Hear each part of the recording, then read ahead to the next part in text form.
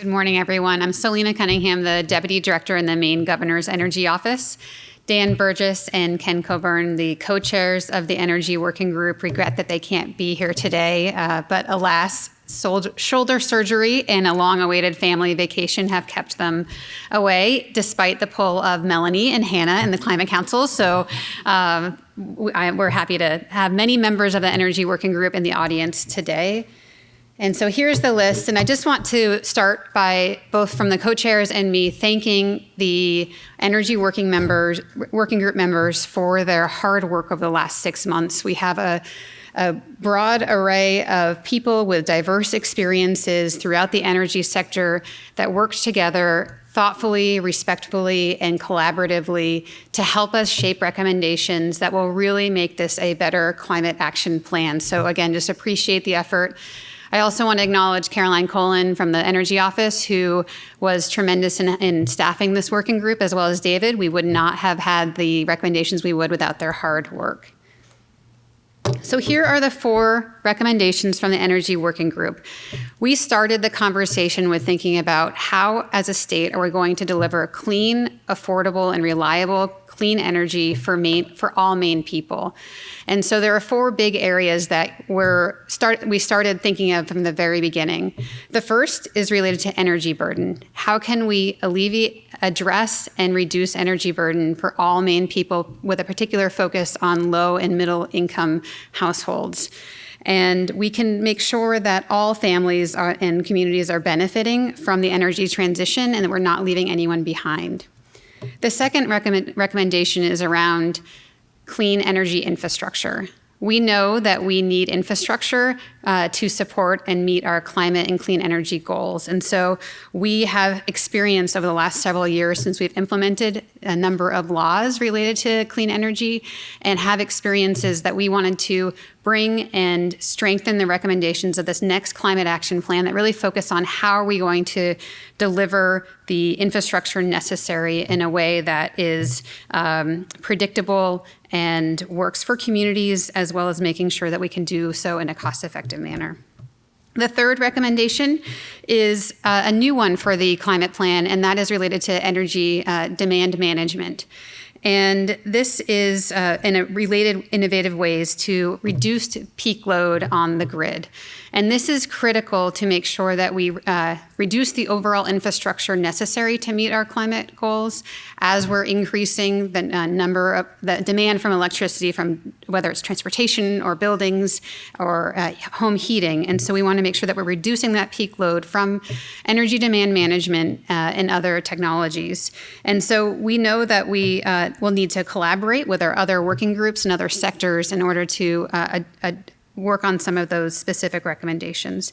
And then finally, we've made a lot of progress in terms of clean energy workforce. Just recently, we've passed 15,000 clean energy jobs towards the goal of 30,000 by 2030.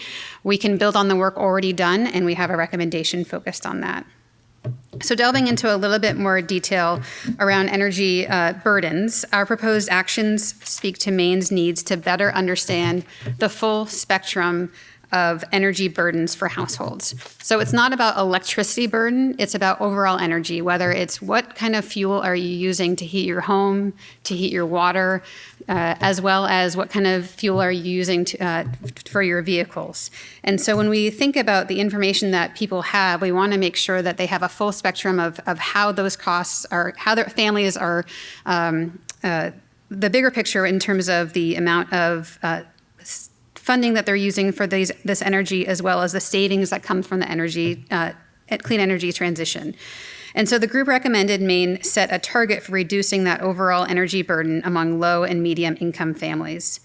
The group also recommended initiatives to help households navigate the programs and opportunities to lower costs and participate in the energy transition, as well as strategies to reduce barriers such as high upfront costs. Finally, the group recommended that the state identify adequate funding to support energy assistance programs. And so to ensure that we are meeting our clean energy goals and state requirements, we need to build clean energy resources. And we have a number of complementary actions related to building the infrastructure. And that includes making sure that we have regular clean energy procurements, that we are supporting communities in aiding their decision-making around siting, as well as updating our permitting processes.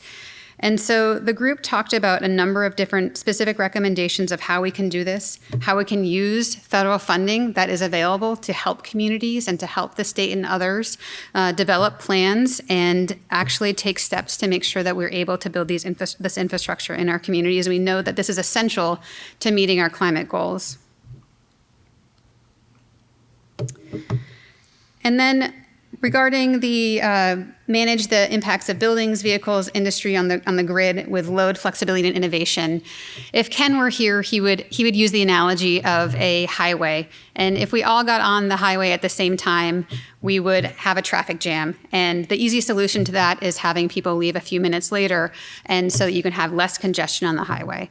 The same situation is happening with the grid. If everyone turns their light on or charges their vehicle at the same time, we will have a traffic jam on the grid. But if we just make minor changes, like programs that allow people to change the hours that they're charging their EV in a way that doesn't disrupt their activities in their home, we can make sure we're reducing that congestion on the grid. That lowers costs overall for in terms of less infrastructure needed. And so there are a number of specific recommendations we focused on, and this is also an area where we worked with the other working groups. There's work happening now at Efficiency Maine Trust, other places in the state, and there are lessons from across the country that we can bring to Maine in terms of how do we bring more changes to our demand management to lower those costs and increase reliability. And lastly, related to the clean energy workforce, I think this is a good news story for the state.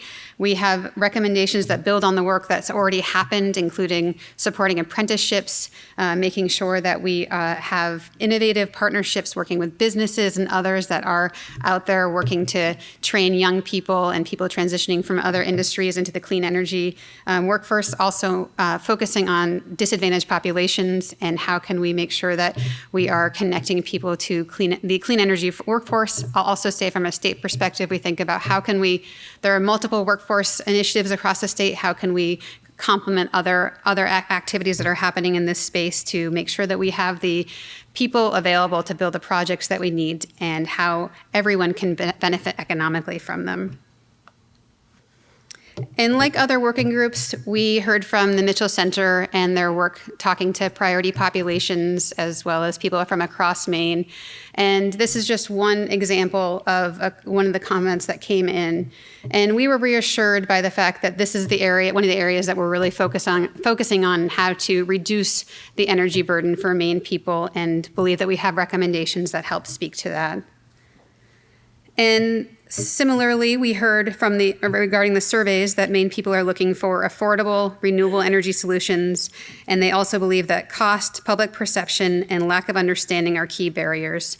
We put forward recommendations to really address that, and we're looking forward to the dialogue with the rest of the Climate Council to make sure that we can do this in a thoughtful, collaborative way, recognizing that a lot of these topics intersect our different working groups. And thank you very much. Excellent. Great.